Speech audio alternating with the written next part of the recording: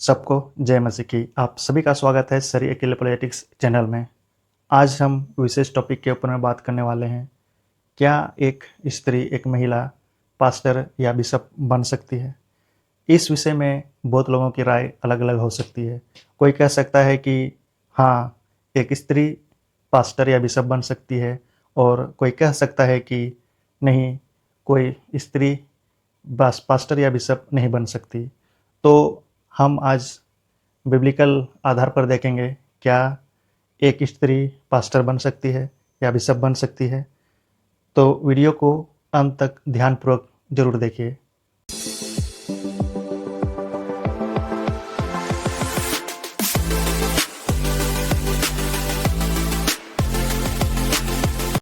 हाल ही में एक महिला को बिशप बनाया गया।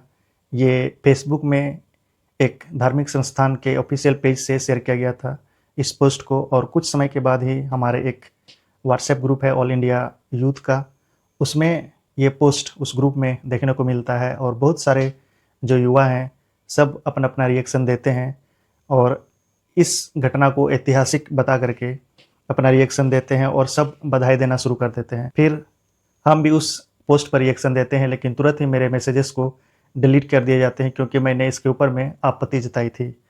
तो जो एडमिन थे उन लोगों को मेरे आपत्ति का जवाब देना उन लोगों को बेहतर नहीं लगा, इसके कि मुझे रिमूव कर दिया जाए। इसीलिए उन्होंने मुझे उस ग्रुप से हटा दिया।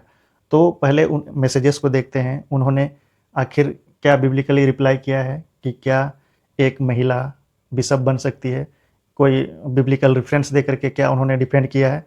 एक एक करके मैसेजेस को देखेंगे, क्योंकि हम रिप्लाई नहीं दे पाए थे। तो आइए पहले मैसेजेस देखते हैं और उसका रिप्लाई देते हैं। यहाँ एक सिस्टर मैसेज करती है और बोलती है कि एक महिला बिशप बन सकती है।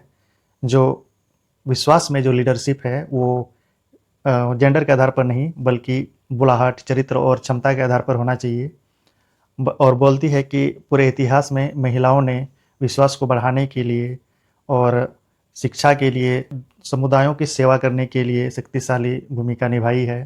क्रिश्चियनिटी में सबका आधार है परमेश्वर का वचन, ना किसी के पर्सनल ओपिनियन, ना किसी व्यक्ति के पर्सनल फीलिंग्स के ऊपर में क्रिश्चियनिटी खड़ी है, बल्कि परमेश्वर के वचन के नींव पर ही क्रिश्चियनिटी फैली है। तो उसी आधार पर ही, परमेश्वर के वचन के आधार पर ही हम लोग ये तय करेंगे, ये देखेंगे कि क्या एक महिला पास्टर या बिशप बन सकती है, न कि किसी अपना पर्सनल ओपिनियन के आधार पर। और यहाँ पर ये सिस्टर बोल रही है कि जो लीडरशिप होना चाहिए वो जेंडर के आधार पर नहीं, बल्कि क्षमता के आधार पर होना चाहिए। जो मानदंड है, जो धार्मिक मानदंड है, जो क्राइटेरिया को पूरा करती है, उसके आधार पर होना चाहिए। तो हम लोग देखेंगे कि लीडरशिप है वो जेंडर पर आधारित है या नहीं, ये हम लोग बाद में देखेंगे। ये हम भी मानते हैं कि इतिहास में महिलाओं ने विश्वास को बढ़ाने में, सेवा करने में अहम योगदान निभाया है, लेकिन इसका ये मतलब नहीं कि परमेश्वर ने उन्हें पुरुषों के ऊपर स्पिरिचुअल अथॉरिटी दी है। पूरे बाइबल में आपको ये ऐसी कोई आज्ञा हमें नहीं मिलेगी। यहाँ लिखती हैं कि अगर किसी महिला को लगता है कि वह बिशप के रूप में सेवा करने के लिए बुलाई गई है और आध्यात्मिक और धार्मिक मानदंडों को पूरा करती है, तो उसे लीडरशिप करने का समान अवसर देना चाहिए। परमेश्वर जेंडर के आधार पर अपने वरदानों को सीमित नहीं करते हैं। अगर किसी भी महिला को ये लगता है कि वो बिशप के रूप में सेवा करने के लिए बुलाई गई है और जो धार्मिक और आध्यात्मिक मानदंडों को पूरा करती है, तो ऐसी महिला को शर्म आनी चाहिए, क्योंकि वो न तो परमेश्वर को जानते हैं, न परमेश्वर के वचन को, और अपनी ख्वाहिश को परमेश्वर की बुलाहट समझ रही है। क्योंकि अगर वो परमेश्वर का वचन को जानती होती तो उसे पता होता कि बिशप बनने जैसे महिलाओं को ऐसी कोई बुलाहट नहीं है, क्योंकि परमेश्वर का वचन में ऐसा कहीं नहीं लिखा है कि एक महिला, एक स्त्री पास्टर बन सकती है या बिशप बन सकती है। और अगर कोई परमेश्वर के वचन को जाने बिना लीडर बनती है तो वो और भी खतरनाक बात है, क्योंकि अपने भेड़ों को गड्ढे में धकेलने का काम कर रही है। क्योंकि परमेश्वर का वचन कहता है, पहला कुरिन्थी 14 अध्याय उसका 34 और 35 पद में, स्त्रियां कलीसिया की सभा में चुप रहें, क्योंकि उन्हें बात करने की आज्ञा नहीं। For they are not permitted to speak, as the law also says. For it is shameful for a woman to speak in church. लज्जा की बात मैंने इसीलिए कही थी क्योंकि परमेश्वर का वचन ही कहता है कि उन्हें शर्म आनी। तो क्या परमेश्वर जेंडर के आधार पर वरदान सीमित करता है? बिल्कुल करता है, क्योंकि एक महिला को पुरुषों के ऊपर में स्पिरिचुअल अथॉरिटी दिया ही नहीं गया है। और अगर ये वरदान परमेश्वर को देना ही था तो क्या परमेश्वर 2000 साल तक इंतजार कर रहे थे? कोई ना कोई ऐसा प्रमाण होता, कोई बिशप बनती, पास्टर बनती और उसका जिक्र बाइबल में हुआ रहता। तो अचानक से ऐसा क्यों क्या हो गया कि 2000 साल के बाद परमेश्वर ऐसा वरदान देने लगे? ये तो सोचने वाली बात है। इसके बाद उस बच्चे का मैसेज आता है जिसकी माँ बिशप बनाई गई, तो उसका भी मैसेज देखते हैं कि आखिर वो लिखता क्या है, वो क्या रिप्लाई देता है, क्या वो बिब्लिकली डिफेंड कर पाया है अपने बातों को। देखते हैं। यहाँ पे लिखता है who are you and by what authority do you speak. मतलब तुम कौन हो और किस अधिकार से बोलते हो। हमको समझ में नहीं आता है कि ये जो रिलीजियस लीडर्स हैं इनमें इतना घमंड क्यों रहता है। इनको क्यों ऐसा लगता है कि इन्हें ही स्पेशल अथॉरिटी मिली हुई है। लूका 20 अध्याय उसका 2 पद अगर हम पढ़ेंगे तो इन जैसे रिलीजियस लीडर भी उस समय थे, यीशु के समय में, और यीशु को पूछ रहे थे ये काम तुम किस अधिकार से करते हो, इस काम को करने के लिए तुम्हें अधिकार किसने दिया। लेकिन यीशु मसीह उनसे सवाल करते हैं। सवाल ये करते हैं कि ये जो यूहन्ना बपतिस्मा दाता का जो बपतिस्मा देने का अधिकार था उसे किसने दिया था?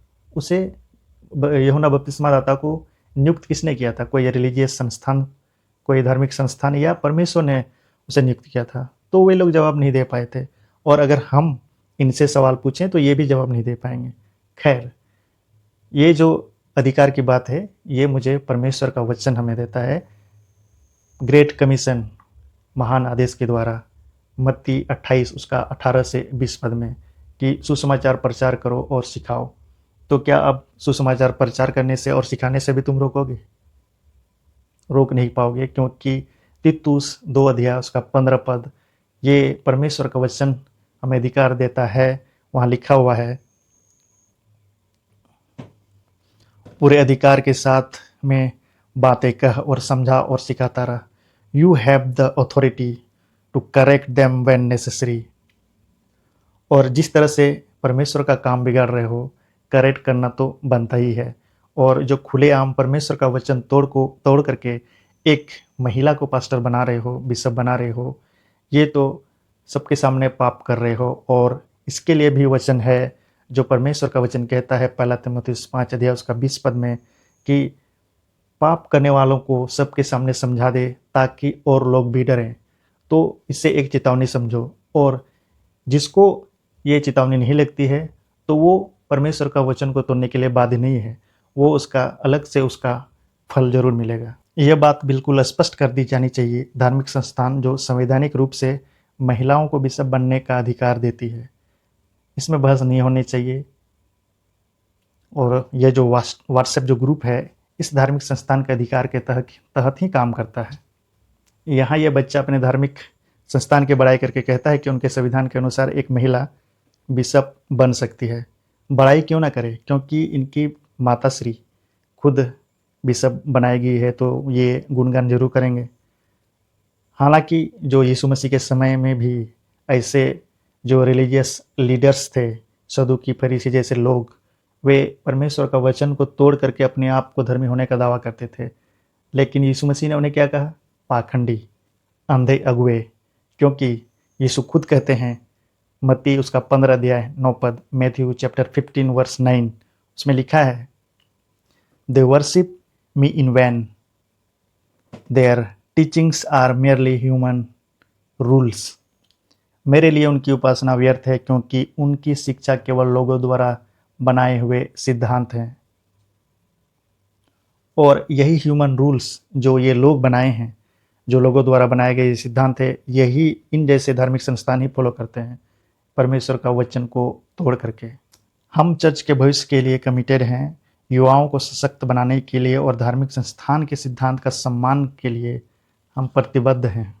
हाँ, अब इन जैसे लोग ही पास्टर बनकर चर्च संभालेंगे, तो समझ ही सकते हैं कि भविष्य में ये चर्च का क्या हाल करने वाले हैं। जिनको परमेश्वर का ज्ञान ही नहीं है, परमेश्वर के वचन का ज्ञान ही नहीं है, ये लोग चर्च संभालेंगे और युवाओं को सशक्त करेंगे, ये बोल करके समाधान में ये बताएंगे कि अगर तुमसे कोई सवाल पूछे तो उसको इग्नोर करो या तो व्हाट्सएप ग्रुप से रिमूव कर दो। ये बहुत आसान सॉल्यूशन है। तो जो अन्य धर्म के लोग हैं, ये उनको वो विश्वास में कैसे लाएंगे? उनके तो ढेरों सवाल होते हैं, विश्वास में आने के लिए वो तो हिचकिचाएंगे। तो उनको ये जवाब कैसे देंगे? जबकि परमेश्वर का वचन कहता है कुलुस्सियों 4 अध्याय उसका 6 पद में, तुम्हारा वचन सदा अनुग्रह सहित और सलोना हो कि तुम्हें हर मनुष्य को उचित रीति से उत्तर देना आ जाए। जब ये जवाब देने जानते ही नहीं हैं, तो अन्य धर्म के लोगों के लिए, गैर मसीहों के लिए ये तो उद्धार का रास्ता ही रोकेंगे। यदि आप धार्मिक संस्थानों के मूल्यों और निर्णयों के साथ नहीं हैं, आपके लिए यहाँ कोई जगह नहीं। या तो धार्मिक संस्थान के संविधान और अधिकार का सम्मान करें या ग्रुप छोड़ दें। नियम नहीं मानने पर हटा दिया जाएगा। जो धार्मिक संस्थान परमेश्वर का भय न मान करके परमेश्वर के वचन को खुलेआम तोड़ करके अपना नियम बना रहा हो, हम ऐसे धार्मिक संस्थान का सम्मान करें? पतरस और अन्य प्रेरित कहते हैं, एक्ट्स चैप्टर 5 वर्स 29, प्रेरितों के काम उसका 5 अध्याय 29 पद में, मनुष्यों की आज्ञा से बढ़कर परमेश्वर की आज्ञा का पालन करना ही हमारा कर्तव्य है। वैसे ही मेरे लिए भी मनुष्यों के सो कॉल्ड नियमों से बढ़ करके परमेश्वर का आज्ञा मानना, परमेश्वर के नियम को मानना ही मेरा कर्तव्य है। और जब ये बच्चा सही ही था, जो इसने मैसेज किए थे वो क्यों डिलीट कर दिए? क्यों? इससे तो लोगों को सीख मिलनी चाहिए थी। अरे कि हम लोगों को बाइबल के आधार पर नहीं चलना चाहिए, जो धार्मिक संस्थान का जो संविधान है हमें उस पर चलना चाहिए, लोगों को तो सीख मिलता। लेकिन क्या किया इस बच्चा ने? मैसेज को डिलीट कर दिया, अपने खुद के मैसेज को। इसके बाद एक पास्टर का मैसेज आता है, तब तक मुझे रिमूव कर दिया गया था, मुझे हटा दिया गया था। तो ग्रुप के एडमिन ने वो मैसेज मेरे लिए फॉरवर्ड कर दिया, एक पास्टर ने मैसेज किया था। तो उस पास्टर का मैसेज देखते हैं, क्या वह कोई बिब्लिकल रेफरेंस दे पाए हैं और इस चीज़ को डिफेंड कर पाए हैं कि एक महिला, एक स्त्री पास्टर या बिशप बन सकती है? तो पहले उस मैसेज को देखते हैं। लेक्शनरी पवित्रशास्त्र का एक योजनाबद्ध अध्ययन है जिसका पालन मुख्य चर्च करते हैं। ये सब त्योहारों के बारे में बात करते हैं, जितने भी फेस्टिवल हैं उसके बारे में बात करते हैं, लेकिन कोई टॉपिक के बारे में बात ही नहीं कर रहे हैं। इतना लंबा, इतना चौड़ा लेख लिखे हैं, लेकिन टॉपिक से रिलेटेड तो कुछ दिख ही नहीं रहा है। आगे ये लिखते हैं कि मैं अपनी बात पर आता हूँ, देखते हैं क्या लिखते हैं। इन त्योहारों में से 2 प्रमुख त्योहार हैं, क्रिसमस, ईस्टर, और इन धर्मग्रंथ में पढ़ते हैं 2 मरियम के बारे में बारे में बताया गया है। पहली मरियम यीशु को लाने के लिए, जिसे यीशु जन्मा। ठीक है, इतना लंबा चौड़ा लिखने के बाद ये सब इन्फॉर्मेशन तो सबको मालूम है। पास्टर साहब, आप टॉपिक में क्या लिख रहे हैं? आप क्या जवाब दे रहे हैं? क्या आप बिब्लिकल रेफरेंस दे रहे हैं कि लिखा हो कि एक महिला, एक स्त्री पास्टर बन सकती है? क्राइटेरिया आप बताइए। वो तो नहीं बता रहे हैं, लंबा चौड़ा लेख लिख करके बस पर्व, त्योहार और बाकी सब का इन्फॉर्मेशन दे रहे हैं। आगे लिखते हैं, यीशु ने खुद को मरियम के सामने जीवित प्रकट क्यों किया, और पतरस जो प्रथम बिशप और यूहन्ना जो अंतिम जीवित शिष्य के सामने क्यों नहीं? इसका उत्तर यह है कि यीशु महिलाओं को सेवकाई में मतलब प्रवेश कराने के लिए प्रमाणित कर रहे थे। पुराने नियम में भी बहुत सारे उदाहरण हैं, लेकिन मैं अब टाइप करते करते थक गया हूँ। यहाँ पे पास्टर साहब ने एक बात लिखी है, पतरस जो प्रथम बिशप, इनके अनुसार पता नहीं ये सब इन्फॉर्मेशन ये पास्टर साहब लाए कहाँ से हैं, पता नहीं। और ऐसे बिना वचन को जाने पता नहीं ये सब पास्टर कैसे बन जाते हैं। पतरस कब उन्होंने दावा किया था कि वो पहला बिशप है या प्रथम बिशप है? कभी वो तो बोले ही नहीं, वो तो दावा किए ही नहीं। पहला पतरस 5 अध्याय उसका पहला पद पढ़िए, वहाँ लिखा है, तुम में जो प्राचीन हैं मैं उनके समान प्राचीन और मसीह के दुखों का गवाह और प्रकट होने वाली महिमा में सहभागी होकर उन्हें यह समझाता हूँ। इंग्लिश में लिखा है कि to the elders among you, अपने आप को फेलो एल्डर कहता है वो। तो वो प्रथम कैसे हुए?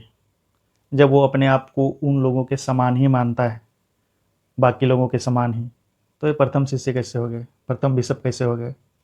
महिलाएं तो सेवकाई पहले भी करती थी और अब भी करती हैं, लेकिन सेवकाई करने का मतलब क्या पास्टर और बिशप बनना ही है? ये कहाँ लिखा है? कोई बिब्लिकल रेफरेंस हो तो वो दिखाइए। हाँ, पुराने नियम में परमेश्वर ने महिलाओं को चुना था। हुल्दा जैसी नबिया, दबोरा जैसी नबिया और रानी अतलिया और मिरियम जैसे जो मूसा की बहन थी, उनको भी चुना था, लेकिन प्रीस्टहुड के लिए नहीं। प्रीस्टहुड के लिए पुरुषों को ही परमेश्वर ने चुना है, और जिन महिलाओं को चुना वो असामान्य परिस्थिति में, और उसका कारण भी परमेश्वर ने बताया है। तो आप ये कहना चाहते हैं कि जो महिलाएं अभी बनाई गई, बिशप बनाई गई, तो वो असामान्य परिस्थिति में बनाई गई है, तो उसका कारण क्या है वो भी बताइए, क्योंकि परमेश्वर ने तो कारण बाइबल में प्रकट किया है। आगे लिखते हैं, वो एक और महिला जिसने यीशु के जीवन में एक प्रमुख कार्य किया, वह थी मरियम, जो मार्था और लाजर की बहन थी, जिसे तथाकथित पापी महिला कहा जाता है, जिसने यीशु का अभिषेक किया, जो कार्य केवल लेवी पुजारियों द्वारा किया जाना था। इसीलिए जो अभिषेक है बाइबल में मिलते हैं अपने, और लिखते हैं कि अपने पुरुष प्रधान समझ से बाहर आने की आवश्यकता है। The reverend Paritosh Abhishek Noel. Pastor साहब का कहना है कि जो मरियम जो यीशु मसीह के ऊपर में जो परफ्यूम डाली, वो काम केवल जो लेवी याजक थे उनका काम था।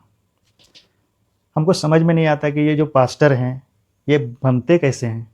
सिर्फ बाइबल कॉलेज जा कर के डिग्री ले लेने से, बाइबल पढ़ करके, बाइबल तो पढ़ते भी नहीं हैं, फिर भी ये पास्टर बन जाते हैं। तो ये लोग ऐसे ही बात करेंगे क्या? ये केवल जो परफ्यूम लगाना केवल लेवी याजकों का काम था?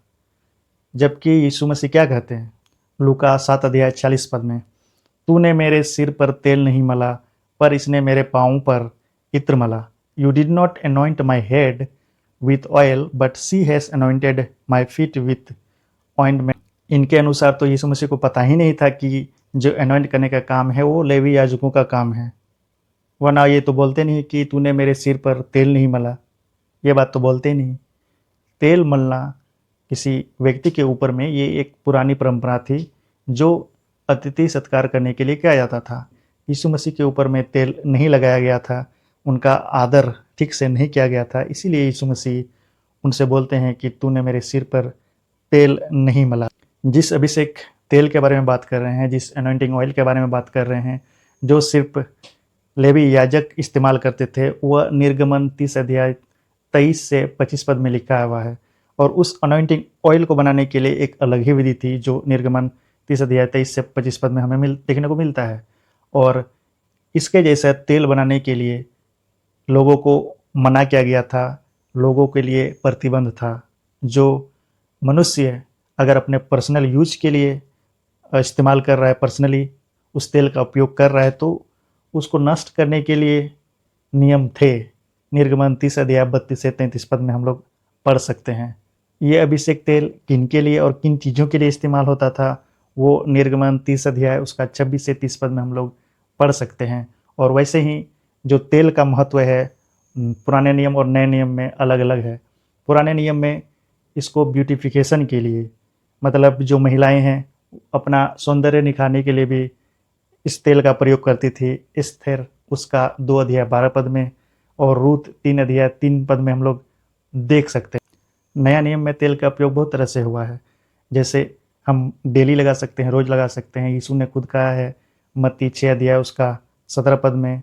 और तेल का प्रयोग हम लोग चंगाई के लिए भी कर सकते हैं, मरकुस उसका 6 अध्याय 13 में, याकूब उसका 5 अध्याय 14 में लिखा है। और मुर्दों के लिए भी तेल का इस्तेमाल होता था, ये हम मरकुस उसका 16 अध्याय 1 में पढ़ सकते हैं। मैसेज के अंतिम पार्ट में हम लोग देखेंगे, यहाँ पे लिखते हैं कि पुरुष प्रधान समझ से बाहर आने की आवश्यकता है, मतलब जो मेल मेल डोमिनेंट है उससे बाहर आने की आवश्यकता है। लगता है पास्टर साहब ठीक से बाइबल पढ़ते ही नहीं हैं और ऐसे ही वो अपना ओपिनियन दे देते हैं। अगर हम बाइबल पढ़ेंगे तो हमें वहाँ मिलता है परमेश्वर के नाम के बारे में। अगर हम लोग जानते हैं, चाहे याहवे हो, एलोहिम हो, एडोनाई हो, क्रियोस हो या थियोस हो, तो वहाँ पे हमें मैस्कुलिन जेंडर ही हमें देखने को मिलता है, मतलब पुल्लिंग ही देखने को मिलता है। और परमेश्वर के व्यक्तित्व के बारे में अगर हम लोग जानेंगे, चाहे परमेश्वर पिता हो, परमेश्वर पुत्र हो, परमेश्वर पवित्र आत्मा हो, तो उनके लिए भी पुरुषवाचक संज्ञा मतलब मैस्कुलिन प्रोनाउंस का ही उपयोग हुआ है। और जब हम परमेश्वर के सृष्टि को देखते हैं, जब मनुष्य को रचा तो वो पहला पुरुष ही था जो आदम था। और जब हवा बनाई भी नहीं गई थी तब ही उसको परमेश्वर ने अदन की वाटिका में रखा और देखभाल करने के लिए, काम करने के लिए, रक्षा करने के लिए उसको दिया था। ये भूमिका, प्रधानता और हेडशिप की भूमिका परमेश्वर ने उसे दी थी। और अगर हम लोग आगे देखते हैं तो जो धार्मिकता के काम के लिए परमेश्वर ने जो याजक चुने थे वो भी पुरुष ही थे। और अगर हम लोग राजा के बारे में हम लोग देखेंगे तो जो 42 जो राजा हुए, 42 जो किंग्स हुए, वो भी पुरुष थे। एक को छोड़ करके जो रानी अतलिया थी वो एक क्वीन थी। और जब हम यीशु मसीह को देखेंगे जो अपने चेलों को चुनते हैं, तो जो 12 चेले उन्होंने चुने वो भी पुरुष ही थे। तो ये क्या दर्शाता है?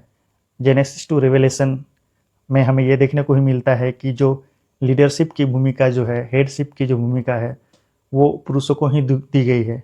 तो क्या हम परमेश्वर के नियम को छोड़ करके जो पुरुष प्रधान समझ है, जो परमेश्वर ने खुद तय किया है, तो क्या हमें उससे बाहर निकलना चाहिए? और जो ये जो आप बोल रहे हैं कि महिलाओं को देना चाहिए जो लीडरशिप की भूमिका, तो क्या परमेश्वर का वचन को तोड़ करके उन्हें देना चाहिए? जबकि परमेश्वर का वचन कहता है, पहला पतरस 3 अध्याय उसका पहला पद, इफिसियों उसका 5 अध्याय 22 पद और कुलुस्सियों 3 अध्याय 18 पद में लिखा है कि हे पत्नियों, अपने पतियों के अधीन रहो जैसे प्रभु के। मतलब हम स्त्रियों को अधीन रहने के लिए कहा गया है। और पहले भी जो पूर्व काल में जो स्त्रियां थी, जो महिलाएं थी, वो भी परमेश्वर को जानती थी, परमेश्वर के वचन को जानती थी। इसीलिए वो परमेश्वर को जान करके अपने अपने पति के अधीन रहती थी। ये हमें पहला पतरस 3 अध्याय उसका 5 पद में हमें देखने को मिलता है। क्योंकि पूर्व काल में भी स्त्रियां ऐसी ही अपने अपने पति के अधीन रहती थी जो परमेश्वर पर आशा रखती थी। They put their trust in God and accepted the authority of their husband. ऐसे पास्टर चर्च में क्या सिखाते होंगे? जो ये हेड कवरिंग है, जो महिलाएं चर्च में सिर ढकती हैं, ये क्या दर्शाता है? ये चर्च में क्या बताते होंगे? ये सिर ढकने का मतलब क्या होता है? ये हमें मिलेगा पहला कुरिन्थियों 11 अध्याय उसका 10 पद में। A women should wear a covering on her head to show she is under authority.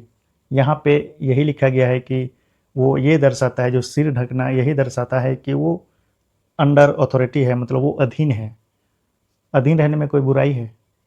यीशु मसीह खुद परमेश्वर हो करके वो मनुष्य बने और परमेश्वर पिता के अधीन रहे।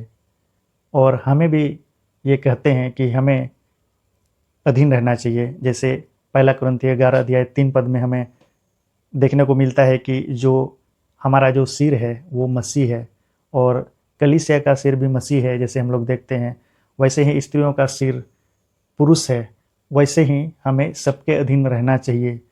एक दूसरे के हम अधीन हैं। तो अधीनता कोई बुराई चीज़ नहीं है कि ऐसा कि हम इसके गुलाम हैं, बल्कि ये सबमिशन दर्शाता है, ये ह्यूमिलिटी, ये नम्रता को दर्शाता है कि हम कितना नम्र है परमेश्वर के प्रति। प्रॉब्लम क्या है ना कि मनुष्य की सोच परमेश्वर के वचन के अनुसार मेल नहीं खाती है। और वो लोग देखते हैं कि अपने उसके मनुष्य की इच्छा के अनुसार वो वचन है ही नहीं, तो उन्हें लगता है कि स्त्रियों को दबाया जा रहा है, स्त्रियों को उनका हक नहीं दिया जा रहा है। तब ये लोग ऐसा डिसीजन लेते हैं, परमेश्वर का वचन को तोड़ करके भी उन्हें किसी भी महिला को पास्टर या बिशप बनाना है। ये लोग ऐसा ही करते हैं क्योंकि ये ना तो परमेश्वर का वचन का समझ रखते हैं, ना ये परमेश्वर को अभी तक समझ पाए हैं। जबकि परमेश्वर के नज़र में हम सब बराबर हैं। जेनेसिस उसका पहला अध्याय 27 पद, उत्पत्ति उसका पहला अध्याय 27 पद में, तो हम वहाँ देखते हैं परमेश्वर ने स्त्री और पुरुष दोनों को अपने स्वरूप और समानता में बनाया है। हम सृष्टि में बराबर हैं और जब हमने पाप किया हम पाप में भी बराबर हैं, क्योंकि हम सब ने पाप किया, चाहे स्त्री हो चाहे पुरुष हो, हम पाप में सब बराबर के हिस्सेदार हैं। तो परमेश्वर ने हमें हमारे लिए उद्धार का रास्ता खोला, तो उस उद्धार में भी हम सब बराबर हैं, चाहे स्त्री हो चाहे पुरुष हो, उद्धार सबके लिए। परमेश्वर के नज़र में हम सब बराबर हैं, लेकिन परमेश्वर ने हमें अलग अलग भूमिका दी है, पुरुष को अलग और स्त्री को अलग। पुरुष को लीडरशिप की भूमिका इसलिए दी गई है क्योंकि पुरुष को पहले रचा गया था, परमेश्वर ने उन्हें पहले रचा था। और जब हव्वा ने पाप किया था तो परमेश्वर ने पहले आदम को ही ढूंढा था, आदम से ही सवाल किया था। तो ये हम देख सकते हैं, क्योंकि जो हेडशिप की जो भूमिका है, प्रधानता की जो भूमिका है, वो पुरुष को दिया गया है, क्योंकि वो पुरुष पहलौठा है। अगर हम लोग बाइबल पढ़ेंगे तो हम लोग समझ पाएंगे कि पहलौठा का मतलब परमेश्वर के लिए क्या मायने रखता है। तो पहलौठा होने के कारण पुरुष को लीडरशिप की भूमिका दी गई है, स्त्री को नहीं। इसका ये मतलब नहीं कि पुरुष श्रेष्ठ है और स्त्री बुरी है, ऐसा नहीं है। परमेश्वर के नज़र में स्त्री हो चाहे पुरुष, दोनों मूल्यवान हैं, कोई किसी से कम नहीं है। परमेश्वर के नज़र में दोनों का महत्व बराबर है। इसको हम उदाहरण के आधार पर समझ सकते हैं। एक उदाहरण लेते हैं, कैंची और सुई। कैंची का अलग कार्य होता है और सुई का भी अलग कार्य है। जो कार्य कैंची नहीं कर सकता वो सुई करता है, और जो कार्य सुई नहीं कर सकता वो कैंची करता है। इसका ये मतलब नहीं कि कैंची का महत्व ज़्यादा है और सुई का कम, ऐसा नहीं। क्योंकि अगर हम लोग देखेंगे, स्त्री और पुरुष दोनों बराबर हैं, लेकिन जो भूमिका है वो अलग अलग दी गई है। कल को ऐसा ना हो कि अगर एक स्त्री बोले कि जो बच्चा पैदा करना है, बच्चा पैदा करने में झंझट आ रही है, तो हम बच्चा पैदा नहीं करेंगे, तो ये हो ही नहीं सकता, क्योंकि दोनों की भूमिका अलग अलग है। स्त्री को अलग भूमिका दी गई है और पुरुष को अलग भूमिका दी गई है। तो क्या एक स्त्री, एक महिला पास्टर या बिशप बन सकती है? वचन के आधार पर नहीं। यहाँ पर मैन वर्सेस वुमेन की लड़ाई नहीं है। ना पुरुष अच्छा है ना स्त्री बुरी है, ये भी नहीं है। ना पुरुष अच्छा प्रचार करता है ना स्त्री बुरा प्रचार कर सकती है, ऐसा कुछ नहीं है। बल्कि ये परमेश्वर का वचन कहता है। पहला तीमुथियुस उसका 2 अध्याय 11 और 12 में हम लोग पढ़ सकते हैं। स्त्री चुपचाप पूरी अधीनता के से सीखना चाहिए। मैं कहता हूँ कि स्त्री न उपदेश करे और न पुरुष पर आज्ञा चलाए, परंतु चुपचाप रहे। इंग्लिश उसका 12 पद में हम लोग देखेंगे, I do not permit a women to teach और to exercise authority over a man, rather she is to remain quiet. जैसे हमने पहला कुरिन्थियों 14 अध्याय उसका 34 और 35 में भी पढ़ा था कि स्त्रियों को चुप रहना है, मतलब चर्च में वो बोल नहीं सकती, किसी के ऊपर में उपदेश नहीं दे सकती। यहाँ पे हम लोगों को साफ देखने को मिलता है कि स्त्री न उपदेश करे ना तो पुरुष पर आज्ञा चलाए, मतलब उसको ऐसी अथॉरिटी नहीं दी गई है, ऐसी स्पिरिचुअल अथॉरिटी नहीं मिली है कि वो पुरुषों को सिखाए या पुरुषों के ऊपर में उपदेश करे। ये जब उपदेश ही नहीं कर सकती, नहीं सिखा सकती है, तो वो कैसे एक स्त्री पास्टर या बिशप बन सकती? अगर कोई सोच रहा है कि जो फर्स्ट सेंचुरी में जो महिलाएं थी वो कम पढ़ी लिखी थी, इसीलिए उन्हें उपदेश करने की आज्ञा नहीं थी, ऐसी कोई बात नहीं है। अगर यही क्राइटेरिया रहता तो यीशु मसीह के आधे चेले तो वैसे भी इस क्राइटेरिया को पूरा नहीं कर पाते, वो तो क्वालिफाई भी नहीं होते, क्योंकि वे सब अनपढ़ थे, कम पढ़े लिखे थे। और ऐसी बात भी नहीं कि फर्स्ट सेंचुरी में महिलाएं कम पढ़ी लिखी थी। अगर हम प्रिस्किला को देखें, अगर पढ़ेंगे उसका एक्ट्स चैप्टर 18 वर्स 26, मतलब प्रेरितों के काम 18 अध्याय 26 पद में हम लोग देखेंगे तो वहाँ पाएंगे अपोलोस को वो सिखा रही है, बता रही है, लेकिन वो घर जा कर के वो सिखा रही है। जब वो परमेश्वर के वचन को इतनी अच्छी तरह से जानती थी तो क्या वो बिशप थी या पास्टर थी? बिल्कुल नहीं, क्योंकि वो परमेश्वर के वचन को जानती थी कि एक स्त्री, एक महिला पास्टर या बिशप नहीं बन सकती है, इसीलिए वो न तो पास्टर थी न तो बिशप थी। और ये वचन ये दर्शाता है कि परमेश्वर का वचन स्त्री और पुरुष दोनों आपस में डिस्कस कर सकते हैं, उसके बारे में बात कर सकते हैं, लेकिन जो स्पिरिचुअल अथॉरिटी है वो महिलाओं को नहीं मिली हुई है पुरुषों के ऊपर में। वो चर्च में लीडरशिप की भूमिका नहीं निभा सकती। तो कोई पूछे कि आखिर कारण क्या है कि वो क्यों नहीं बन सकती, क्यों नहीं उपदेश कर सकती, तो उसका कारण भी हमें पहला तीमुथियुस उसका 2 अध्याय 13 और 14 में हमें साफ देखने को मिलता है, क्योंकि आदम पहले बनाया गया और हव्वा बाद में बनाई गई, और आदम पहले पाप नहीं किया बल्कि हव्वा ने पहले पाप किया। ये परमेश्वर का जो वचन कहता है, यही कारण है कि एक तो पहले जो क्रिएशन जो ऑर्डर हम लोग देखते हैं, पहले पुरुष को परमेश्वर ने बनाया था, उस आधार पर जो लीडरशिप की भूमिका है वो पुरुष को दी गई है, महिलाओं को नहीं। तो हम लोग समझ गए होंगे। तो पास्टर कौन बन सकता है, क्वालिफिकेशन क्या है, हम लोग देख सकते हैं इसका। पहला तीमुथियुस उसका 3 अध्याय 2 और 5 पद में वहाँ लिखा है कि so church leader must be a man, for if a man cannot manage his own household, how can